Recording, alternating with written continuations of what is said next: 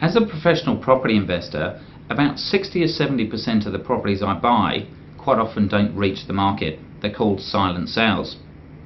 Now, the reason I'm always trying to find silent sales is because out of, say, 100 properties in the eastern suburbs, there's probably only 5 or 10 that I really want to buy myself, because I've got a very strict criteria. It's got to be in the right suburb, the right street, and it's got to have the right kind of credentials. So I spend a lot of my time working with agents and working with vendors to try and get hold of these properties before they go on the market. Because as an investor, I'm only looking at the black and white numbers of these properties. And so an emotional home buyer will always pay more money than me.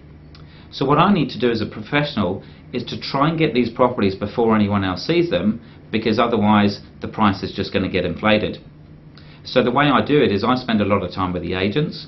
I spend a lot of time talking to people in property to see how I can potentially get those off the market.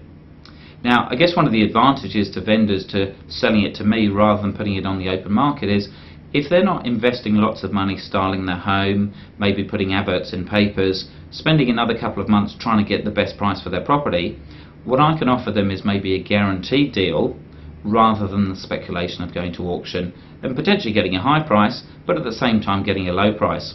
So if you want to copy what I do, the best suggestion is to spend as much time as possible with the agents, to try and speak to any potential vendors in the market, and just generally to get out there and speak property.